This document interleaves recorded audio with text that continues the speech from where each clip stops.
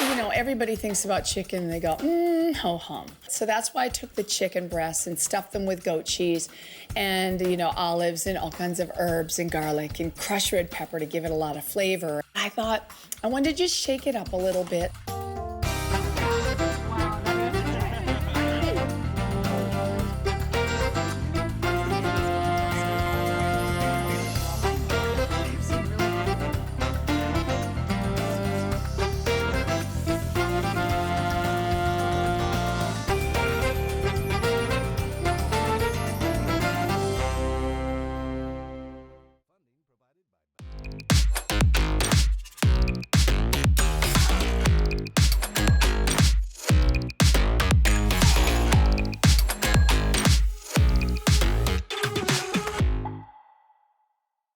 When you think about dishes like chicken and salad, they can seem pretty ordinary. But if you change the techniques a little bit and you add some new ingredients, maybe like some goat cheese inside the chicken breasts, or even adding fava beans and parsley to a salad, it really kind of changes it up a little bit and makes it a little more interesting. My student today is Geoff, and he's a civil engineer, and rumor has it, you love to cook. I'm getting into it. I love to cook. I want to get better. Good. Oh, that's good. Those are my favorite kinds of students. So what we're going to do today is we're going to take some chicken breasts and we're going to stuff them with some goat cheese. That sounds amazing. Now, do you like chicken? Do you like goat cheese? I cook chicken a lot, but usually it's just to grill it and, you know, with a little nice little marinade or something. And I love goat cheese. Oh, good. So it sounds like it's gonna be a good one. You know, I think it's true that with chicken, a lot of people, you know, it's kind of a plain, simple meat. So if you do different things to it, it can kind of bring it alive, and I think that's kind of nice. So what we'll do first is, this is some fresh goat cheese. Okay. And here's a fork. And what we'll do is we'll add, if you really like it that much, yes. But what you can do first of all is I'll add about a tablespoon of milk, and you can just mash that together, and that will soften the goat cheese a little bit. We had some chemistry. Like we got along. She wants to teach. I want to learn. He's excited and he's enthusiastic, and he's really fun to teach, you know? You can just see, I mean, he jumps right in there and he wants to do everything. What I use for this is a fresh goat cheese. So the softer, the better. And if your goat cheese is really nice and soft, you don't have to add the milk to it. Now, next, what you're going to do is Kalamata olives. You like them? I'm a big fan of olives. You are? Big fan of olives, too. big fan of goat cheese, and I cook a lot of chicken, so. Well, this is good then. Yeah. This is excellent for you. Okay, these are pitted already. Okay. So what we'll do is put those out on the work surface, and then you can just go ahead and chop those. And you know, if there are any pits ever in the olives, you will find them right away when you're chopping them. So that's good. That's just that's chopped enough, or? No, a little bit more. All right. That looks great. Now you can place those in the bowl with the goat cheese. That alone would be absolutely delicious. So we'll add some fresh herbs. Let's start with the thyme. Just pull this in the opposite direction, and then you can just take the tops off. The tops are really tender, so you can use the whole top. I think that's a good amount. Now we're gonna add some oregano. We want about the same amount, maybe a teaspoon of fresh oregano. Same thing, go in the opposite direction to remove the leaves. You can see this is a lot faster. Thyme leaves are tiny. Now the other thing is, I like to put all of these herbs in a pile. Rather than chopping them all separately, you can see I'm making a big pile here. Now we have some parsley, and when I buy parsley, I always buy flat leaf Italian parsley. Let me show you what the difference is, because this will be interesting for you to see. This is curly parsley. It's not as fragrant as this. And it's kind of the old-fashioned parsley that people used to use. It's like a garnish at restaurants, right? Is that yes. Okay. Yes, it used to be. And now people use the flat leaf much more, but it's really more aromatic. This is also Italian. They call it Italian parsley. So just to show you that, it's kind of interesting to see. Cool. Now, we can do is just to take the tops off. Okay, I think we have enough herbs, definitely. Right. Now you get to do some chopping again. Same knife? Yes. Same technique? Yes, you're going to be rocking the knife. Excellent. That's very good. And then when the pile kind of gets a little bit away from you, pull it back towards you. As much as I can, keep the knife kind of parallel to the work surface. I think it gives you much more control. Okay, in so a much it's more moving consistent. the left hand too, like that? Yes. As opposed to this Now waving out? exactly, the fanning. It's just better control. And we've got lots of herbs. The reason I put those all in a pile together is to save time. Why chop them separately? So it's much faster. Now I noticed there's a lot more parsley than there is olives. Is that because just these do more, or is this the right ratio? You mean more herbs? More We're herbs going than to just olives. add half of that. Okay, You can good, 'cause- always add more. Okay, good. Because this is a really nice herb mixture. Now you can stir that together. And then we have a pinch of crushed red pepper, and I'm going to add that in. Do you like spicy? hot food? I am a big fan of crushed red pepper. Oh, good. I want to show you a great little garlic trick on how to mash garlic. Remove the peel with your knife. Okay. So what I do is, see how I cut off the top? Yeah. Then what I do is just go Like an apple. there and pull off that Okay. peel. Okay, so back of the knife. This is what I like to do. And really, you can start at the tip, but it's better to kind of do it almost at an angle, because right here, there's the sprout sometimes, and that is a little bit tougher. So what I do oftentimes, and keep your fingers at the edge, otherwise you're smacking your hand on the counter.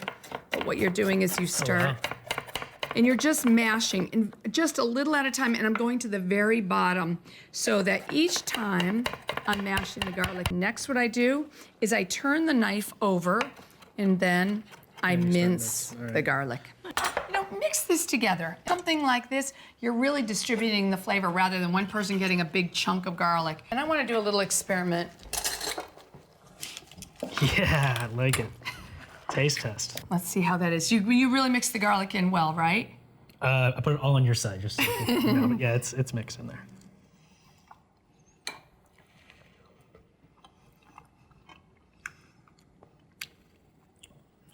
I can't wait to have some chicken in there too. I know. That's Isn't that good. good? I think I did get the garlic. Okay. Let's try this, though, with a little bit of salt. Maybe a quarter of a teaspoon, if that. You can stir it together again, and I'll get another spoon. A little bit of pepper. That will work really well with crushed red pepper. Okay, let's try again. Let's see what it's like after salt. Wow. Well, that was actually, that really brings the flavor a little bit more to the Alive, surface. Yeah. doesn't it?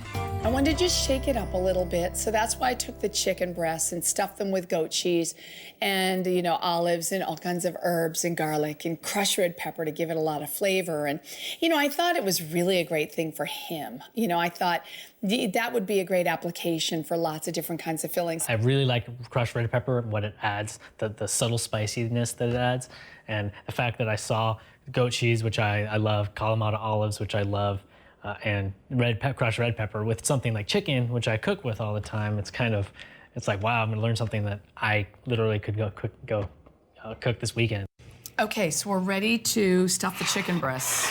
All right, here's one for you. I'll take the other one. Now you can see, what I like to do is go into this side right here. So this is the long side, yes, the one that's rounded. I take a small knife and I'm going to make a pocket on the inside. And I probably about a 2-inch pocket. And so I'll cut the pocket, and then with my knife, I'm just going to go into that pocket and cut right around. It's a small knife, and then I go in the opposite direction. So I know that that whole thing is a pocket on the inside. But you want the opening to be as small as possible so stuff doesn't just Absolutely, yes. You don't want to lose any of that. Right. And one thing you don't want to do is go through the meat. So you don't want to stay low enough to. Right. So yes, it's almost like, yeah, exactly. Great. Now I turn the knife the other way, good. How we doing in there? Yeah. Yes, I think you did a good job. This part's the best. You take some like this and you open that up, and I find this is the best way to do it. You open this up and you place that cheese on the inside. And everybody wants to add tons, but really it's probably 2 tablespoons tops. So what I do is take the spoon and I kind of spread it out inside the chicken breast. Okay. There you go. All right. Your turn. Let's do it.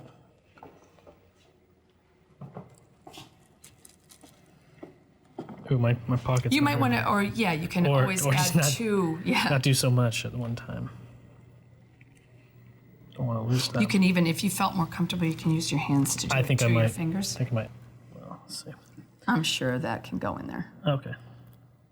And sometimes what I do is I just press this and it kind of distributes it inside too. So I'm gonna use my hands now, Okay. so I can get it all in there. So I would actually probably put another spoonful. You're saying that you really don't need some, or What did you put 2 I put spoons in two already? pretty big ones. You're probably good. Okay. You can eat, okay, add a little more. Ah, We'll know that one's yours. It's got a whole, and it's gonna have a lot more of the fun stuff. Alrighty. On the side, what I thought we would do is make a salad with some fava beans, fennel, and parsley leaves. Sounds good. I can't say that I've made a lot of things with fava beans. Typically, when I think of a salad, I think of something, it's lettuce or spinach and some sort of a couple key vegetables. It was so perfect because when I said I'm going to do a salad with, fava beans, and he was like, wow, I just think about salads with lettuce and tomatoes. And I was like, yes. I really love fava beans, and I think it's great to show things that you might not have ever used before. So what I do is I take the pod and I break them and snap the beans out or pop them out like that. Are we racing? No. They smell so good. Can you eat I these love raw? them. Are we gonna cook them or? You can if they're really, really young. Look at the inside of these. It's like this furry pod. They're pretty amazing. And these are going to go into boiling water for 30 seconds. And I know as an engineer, you'll definitely know 30 seconds, right? Sure. Okay. You can add them in all at once. But what happens is during that period of time, the skins on the outside of the fava bean, they get a little bit softer. And then what we'll do is we'll pop them out of the skin. Now these at this point will be very, very hot, so too hot to handle. And so we'll want to let these cool just for a few minutes. I think now what we're ready to do is to cook the chicken. So you can take a couple of tablespoons of olive oil and place it in this pan. That's probably a little touch more. Chicken, it doesn't have a lot of fat to it, so you do need that oil on the bottom of the pan. And I'm using a nice fruity extra virgin olive oil. See how this is already rippling in the pan? Yeah. Is that because it's hot? That's because it's hot. Yes. Why don't you turn that down to a medium? Good. Okay. Excellent. And now we have those fabulous chicken breasts that we've made. Now, if you feel a little nervous, like, oh, the goat cheese is gonna come out of that opening that you made, you could take a toothpick and you could seal that, but I don't think it's that important. But let me just show you how you would do that. Just take this and thread it right through. Would you like to do that in yours? Do you typically do it? You can if you want, either way. Why don't we do one each way? Okay, and then we'll see what we like. Yeah, exactly. Okay, I think that's a good thing to do. I like that. When you put them in the pan, of course, you want to hear that nice sizzle. Now, in the meantime, this is a bulb of fennel, which is pretty amazing. And what you do is you cut off the top and also the bottom. So we're not using that part, we're using this part? No, and I want you to see what fennel smells like and tell me what it's like. It smells like licorice. It's exactly like licorice. Wow. Isn't that amazing? Wonderful stuff. I love it. I take off any of the outside that's damaged like this, and the rest is really nice. So here, why don't you trim that one? Okay, and now we'll use a mandolin. This is incredibly sharp. I've got it adjusted so it's very, very thin, but what you want to do is make sure you hold your hands on the outside and don't get near the blade at all. But what you can do is just to shave the fennel into really thin pieces. Now you can see how beautiful that is. Oh yeah, nice. It's very, very thin. So if you want to do that, Okay. be careful with your fingertips, all right? That is so sharp. Let's see how yours is now. Great. Let's place this in this bowl. Let's check the chicken breasts, and I think probably it's time to turn those over. Let's see if they're golden on one side. Yep. How'd they look? Pretty golden.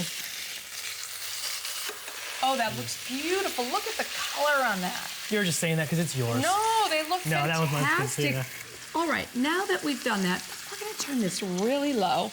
This is a great little trick for cooking chicken breasts. Season with salt and pepper. Okay. And then, that's not the trick yet. No, because that's how much? But I always sear and then season. Good. You don't want to over season, but that's great. And now, a little bit of pepper. Good. Now, right, remember that's that small cover? Yeah, and you're wondering, it like, doesn't fit. I know, it doesn't fit. Look at this. It goes just on the chicken. I'm gonna push these together. Okay. And what I love to do is kind of pan steam them. I put this cover on, it sends the steam up to the top and sends the heat back through so they don't dry out, because I find oftentimes chicken breasts dry out. So I'll cook it on the second side. We've got that first side that looks really beautiful. The bottom side will be a little bit lighter, but they'll be steamed and they'll still be juicy. Oh, nice. So a great little trick for chicken breasts. What we're going to do now is we'll peel the fava beans. All right. So this is what we do. We take the favas with your fingernail right at the top. You're gonna pinch it, and then just to make a little slit, and then you pop it out. Whoa. we got A live one. Okay, and then they can just go into the bowl. I know that's a little bit of work, but honestly, I think you'll say it's worth it in this salad. Okay. Now we have some really tender parsley leaves. Italian parsley. Italian parsley, not your typical salad. We're gonna add a good handful into the salad. Next, you're going to make a vinaigrette. Okay. You said that you do make vinaigrettes, so. I haven't made one in a while just because Okay. my roommate's usually a salad person, so. Okay, what you'll do is cut this lemon in half.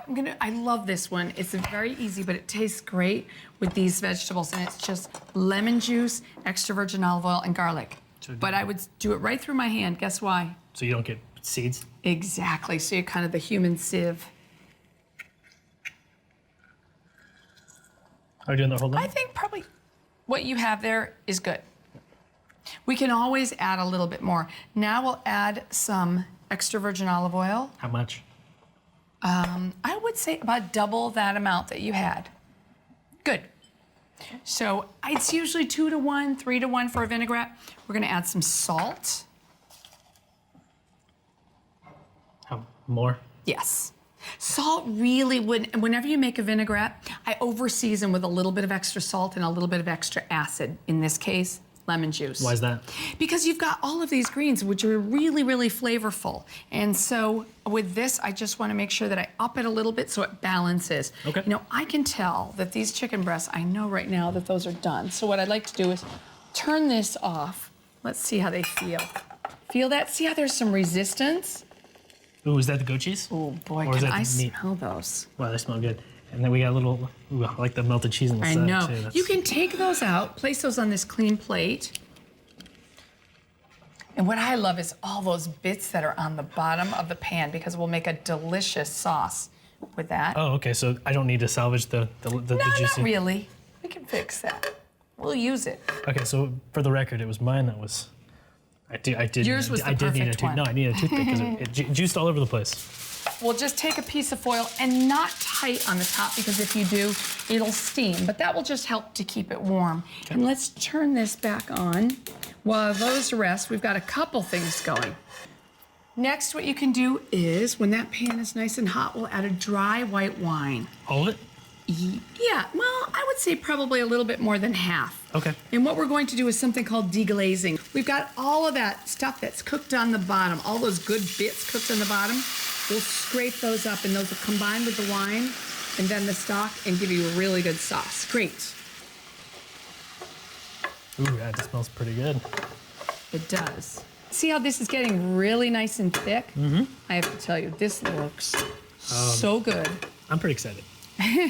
Okay, now we'll add the chicken stock. How much was the wine to chicken stock ratio? Oh, I would say probably about, I don't know, it's 2 chicken breasts, so maybe a quarter of a cup of wine, quarter to a half. Okay. And then I added about a half of a cup of stock. And we definitely do not need a full clove of garlic. That would be a lot, so just a little bit for this. All right. That's good. Now take that and you can mince that. Mince, Go ahead and whisk this together. What's the best way to taste your vinaigrette? with the salad. Exactly, because these are very assertive greens, so we want to see. Try a piece of fennel with it. You've whisked it really well. Dip it in. That's pretty good. How do you like it? The lemon's really strong immediately. Okay, if you got something that's a little bit too acidic, try a little bit more salt. That will help. Or you could add a little bit more oil. But I think it needed just a pinch more salt. Okay. He's to a point where he really is tasting things and thinking seriously about it.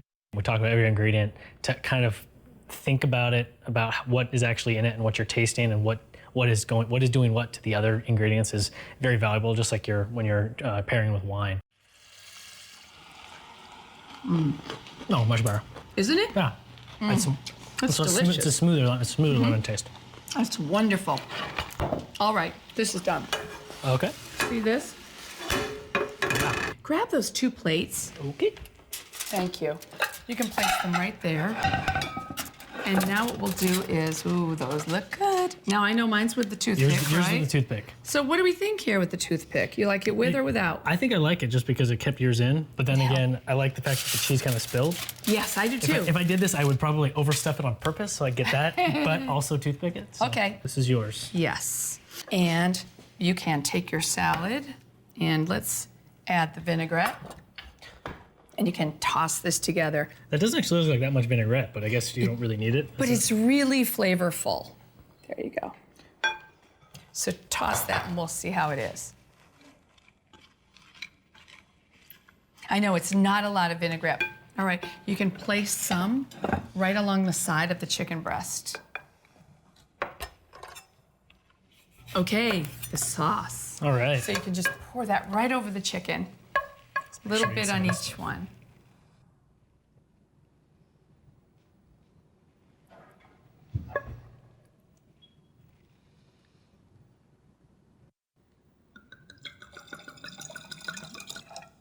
I thought a Sauvignon Blanc would be really good with this.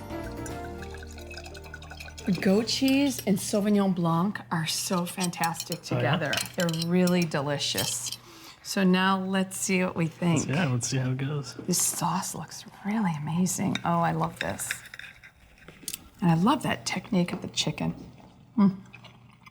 That is really good. It's like big bites of goat cheese too. It's definitely juicier than the chicken I would make at home. And now let's try the favas.